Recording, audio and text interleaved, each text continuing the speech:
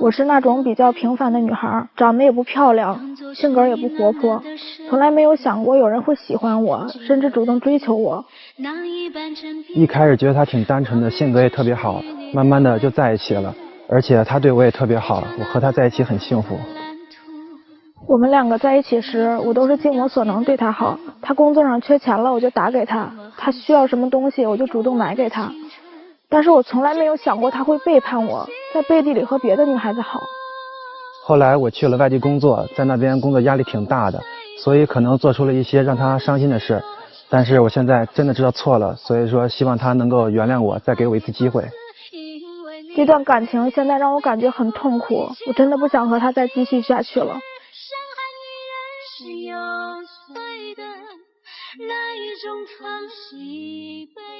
我这么爱你，为什么还要伤害我？那接下来这一对应该怎么办呢？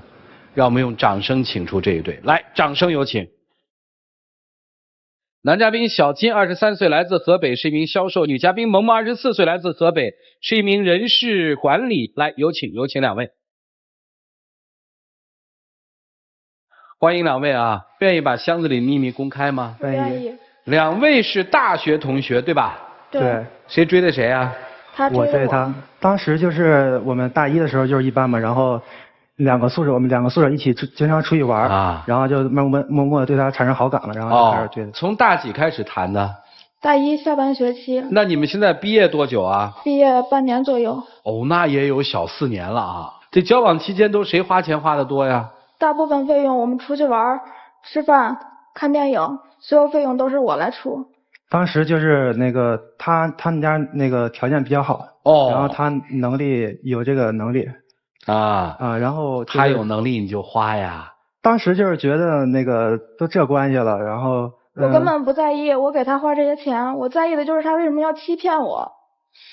哎呦，你个傻姑娘！我们俩是从大一的时候就开始在一起的啊。一开始的时候，我们一块逛商场，他说他喜欢一件皮夹克，我想都没想就买给他了。再后来，很贵吗？几千块钱一个皮夹克。哦，我当时就是去商场就是试了2下，然后就说喜欢一下，然后他就是在生日的时候就突然间买给我了。高兴吧？当时是特别高兴，但是我也想，然后再后来他又报那个摄影的班，他说那个单反相机照出来的效果好。我想也没想就给他买个单反相机，因为我爱他，我觉得我为他付出是值得的，只要他开心就可以。有了单反相机他都不会使，他说咱们出去玩吧，然后我们就去云南大理。等于买完相机之后，我当时也是就是在一起挺长时间了，然后要带他一起出去玩，所有的费用都是我出的啊。我特意为了他逃了1星期的课。像手机电脑什么的不用你买吧？手机电脑也是我买的。当时就是他就是有这个能力吧，也是，然后就是我们在交往下去的时候，他那个车本下来了然后就说如果咱们自己有辆车就能带你出去玩。这些我都是说着，我都是说着，然后我也没真有道理。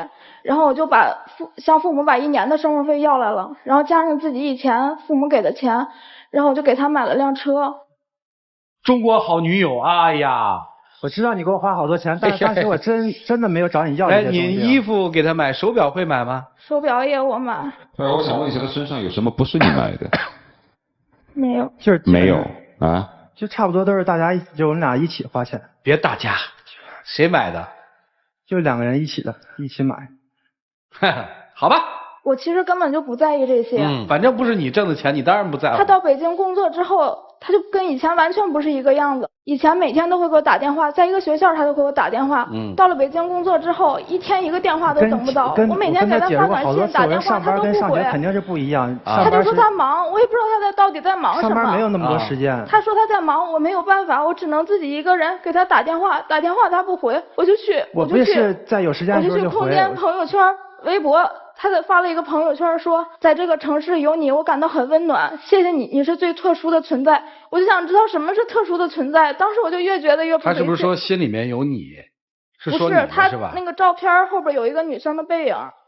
那个女孩也是我们一个就是一起实习的特别好的一个同事。那是一个特别好的同事吗？就是一个特别好的朋友。啊。你们俩就是一个特别好的朋友，你至于微博互动那么频繁吗？你们至于说那你么暧昧没时间给的话吗？他打电话，为什么有时间跟那女生微博互动呢？我特好奇。不是跟他微博互动，就是我们那个刚到这公司不久，然后我们就是新的实习生，然后就是去外面应酬的比较多。是实习生那么简单吗？哦，你有时间应酬，没时间给他打电话是吧？我一抽出时间，然后就跟他联系。后来我就觉得越来越不对劲儿，然后我自己也坐不住了，我就去北京找他。啊。然后到了北京之后，然后我刚开始他到北京的时候，我给他租的房子。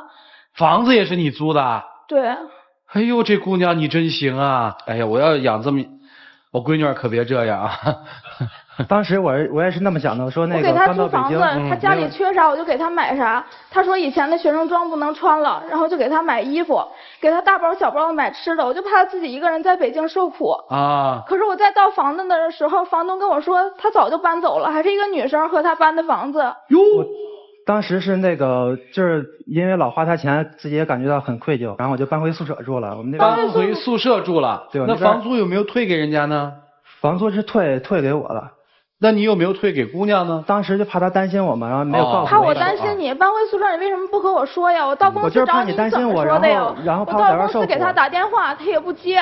后来好不容易接了，然后他说：“哎，我这忙着呢，你干嘛呀？”我说：“我现在就要见你，我在你公司楼底下呢。”然后他说：“你站着别动，我立马下去。”我也不知道他在慌什么，立马下来了，下来就把我拽离公司老远的地方。我就问他：“你为什么要把房租退了？你什么时候搬出？你为什么不和我说呀？”然后他就支支吾吾也说不清楚。那去宿舍坐坐呗。毕竟是男生宿舍，又脏又乱又臭的。你说你带你去过去，然后还是因为这种事情，那让同事怎么看呀？然后我一生气我就回去了，然后我就问我朋友，跟他在一个实习单位，我就说我男朋友现在情况怎么样呀？然后他说你男朋友？我以为你俩早就分手了呢。他说他在那个实习单位认识了一个北京女孩，俩人成天出双入对的。早起送人来上班，晚上跟人一块回家，还给人买早点，买各种各样礼物。你是不是都是花我的钱给他买的？自从他到北京之后，他就开始频繁的向我要钱，他就说自己缺钱，我就不知道他到底花什么了。当时也是那个，因为刚到公司，然后就应酬比较多，然后需要买的东西比较多。我是想先跟他就是先借他钱花，然后他以后上班了。你们借了多少钱啊？借多少钱我也没记。没记？借钱不记啊？我觉得两个人在一起，这个钱这事儿不重要，他为什么要骗我？为什么要和别的人在一起？我没骗你，我跟你说过多少次没骗你，我敢保证。等等，我问问啊，你是在北京又认识了一个姑娘吗？是认，但是那只是一个特别好。是接人家吗？也没有接，就只是我们。是给人买早点了吗？他也给我买过早点，就是我们经常。哎呦，你们俩互动的还挺好。就是同事间的互相照顾的那种。他也只是听他朋友就是在那瞎说，他从。你让他说。那我去北京之后，你为什么不敢给我看你的手机啊？你看我手机，你是不是心里有鬼？你是不是在骗我？不是交往这么久，你是不是就图我的钱？不是心里有鬼，你就不能相信我？我敢保证，你是不是图我的钱？我当初跟你在一起的时候，我也不了解你家是什么情况，对不对？然后我自始至终我也从来没有跟你要过什么东西。我以前可以相信你，那是因为你对我好。可是到后来，那连个电话都没有，这一切都是为了什么呀？我不就上班时候，然后时间少了点，然后但是抽出时间不也是？和别的女生在一起怎么有时间呀？你是不是就看人漂亮，是北京女孩？你说她到北京之后，你频繁给她汇款是吧？是。我知道编导做了一个截图，我们来看看到底汇了多少钱，我比较好奇。1000、5000、1000、5000、1000、500、1000，这就1万多了吧？这没几天都是你汇给她的？是。用钱干嘛？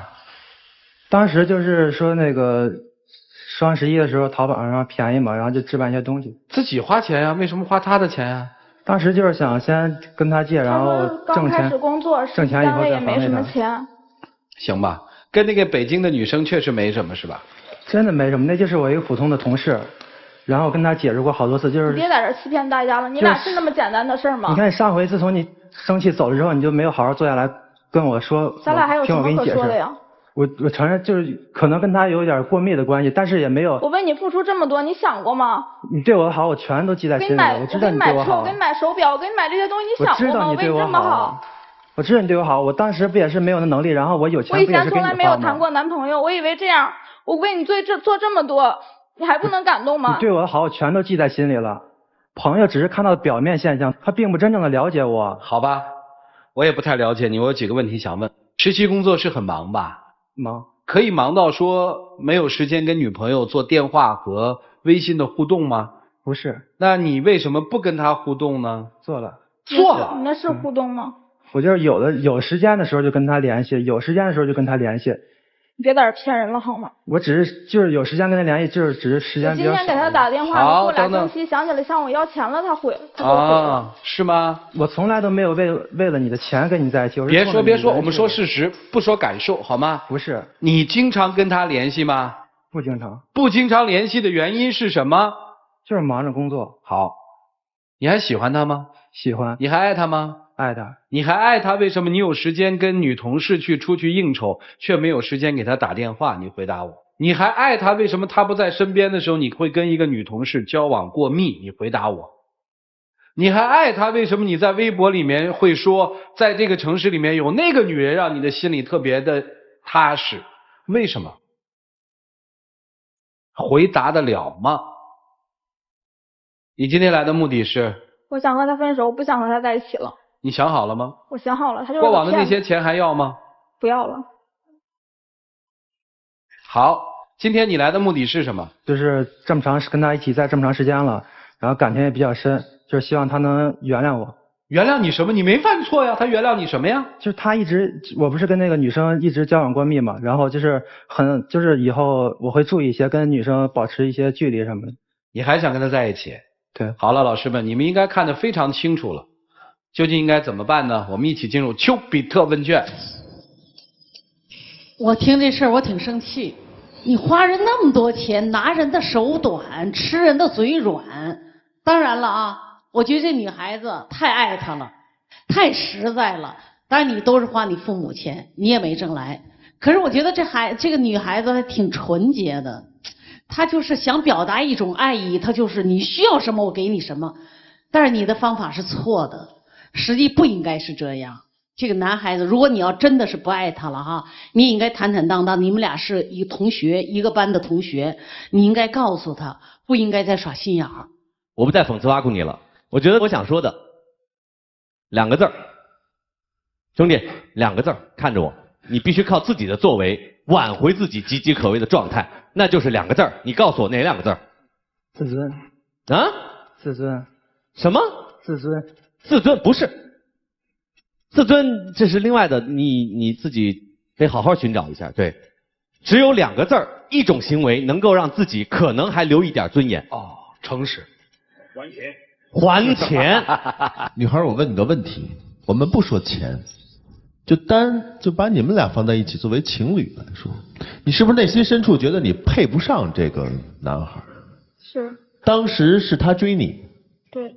你是不是很意外？是。然后呢，就受宠若惊了，然后就觉得无以回报。我有钱，我又没自信，那所以我就用钱来笼络你。我们不能说这个男孩一开始就是坏的，不能说他一开始就是抱着欺骗的目的跟他交往的。我相信不是，但是你的所作所为让他尝到了甜头。轻易的用钱来表达爱的话，一定会走歪的。有了爱的前提下，才谁为谁多花一点钱呀，谁钱少谁钱多，那才不成为问题。怕就怕在先来拿钱开路，然后出来的爱里头就有铜臭味儿。所以此时此刻，我们不敢保证说他对你的忏悔以及他想挽回你的目的何在，不知道。不要再给他钱，你们俩冷静一段时间，而今后。即使你们俩在一起，也不要再用钱来解决一切问题了。如果他因为你收回钱，他收回了他对你的爱，那么很庆幸，你现在损失是可以量化的，好吗？别太糊涂了啊！有人说你们爱心导师和专家坐在舞台上，坐在座位当中说几句话就可以挣钱。我今天非常郑重地对着电视机前所有的电视朋友们说，我在爱心保卫战拿的每一分通告费都是血汗钱。为什么这么说？所谓的汗，是因为你为了做节目，为了提高自己要不断的学习。所谓的血，是因为虽然做了4年，但每次坐在这个位置上，听到这样的故事的时候，我依然血脉膨胀。我自信我的血汗钱，我拿的每一分我都心安，我配得上我的这份通告费。我认为脸比钱重要。我不可能会因为钱而坐在这个位置上说我内心不想说的话，而去假装骗他们说你本来应该这样，你本来应该那样。换着言之，就说你拿了他的钱，如果你不爱他，你不能跟他说我还爱你。所以我不谈背叛的事，就说你受了别人的好，你心里要平衡一下，我受不起这份好，更不能在平衡了之后觉得我受不起这份好，我还要一而再而三的讨。我真的是很佩服你站在这儿的淡然自若的。我若是你的话，我真的想逃之夭夭，我真的没有你勇敢的。我刚才真的想把这个椅子凳子，我想把它给拍掉，你知道吗？如果这个舞台上可以用武力解决，我真是压抑不住自己的冲动。其实你们上场之后，第一个动作挑动我神经的是哪一点？赵传说表示他买的吧，我买的。那买了电脑吗？我买。我还买了车，我还买了这买了那。你每说一句，男生都要补一句，其实我只是说说而已，我没真想要。换者言之，是你犯贱，我没想要的。虽然我现在都穿在身上，几乎没有一件不是你买的，但我只是说说而已。我认为他有一句话，也许是他内心的潜台词，他没说出来，就是你除了钱之外，你一文不值。我问你，如果不给你钱，你拿什么来爱一个男人？你在你的生活当中，除了给钱，你好像也没有付出什么嘛。你一个人吃白饭做寄生虫也就罢了，你还带一个，你还说你不需要他还钱，你拿什么面对你父母给你的这些钱吗？你说呢？所以说别哭了啊！一个还钱，一个收钱，收好了钱之后还给自己的父母，好好想想自己除了钱之外，我还能干点什么？我还能够付出一点什么给自己的爱人？然后重新去找一段自己新的恋情。哎呀，不管是男生还是女生啊，真的别贪便宜。别认为我们俩是恋爱交往，我就可以收别人那么多的东西。别说你们没这个经济条件，有也最好别这样。接下来的时间留给你们自己，一起进入黄金60秒。我知道好像以前做的事情都对不起你，然后真的希望看在原来咱们感情那么好，然后在一起时间那么长了，然后真的希望你能够原谅我，然后我以后会换一种跟你恋爱的方式，我们共同成长。现在我真的不知道该不该相信你，我一直在想你跟我在一起到底是为了什么。我现在已经不能再相信你了，我觉得。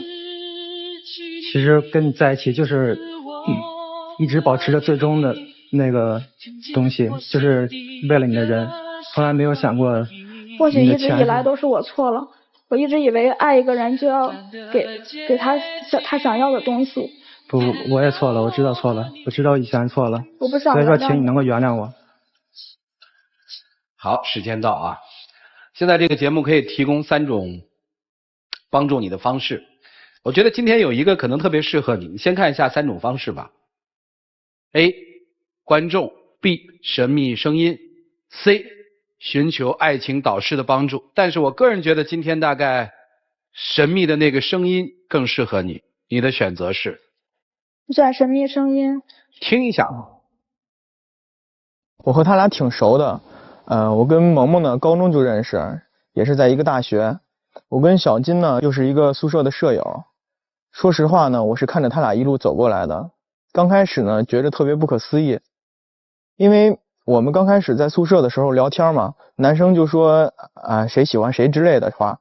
小金呢也特意强调过，说他喜欢隔壁班的一个姑娘，那个姑娘呢长得挺有气质，也挺漂亮的。小金他还说我一定要把她追到手什么之类的话，永不放弃啊。可是他最后就和萌萌在一起了。他俩在一起也挺疑惑的，因为小金之前呢一直都不关注萌萌，可能是有一次我在宿舍里有意无意的说起了萌萌的家里条件，打那以后吧，小金呢就开始接近萌萌，然后追求萌萌。从那以后就没想到他俩真的在一起了。他俩在一起这么长时间，萌萌的付出呢，我也是看在眼里。小金呢，又是我的好哥们儿，有些事吧，我真的不好多说。但是呢，这个心中我一直有这么个疑惑。我不置评啊，这个大家听了，大家都有大家的想法。两位交换箱子吧。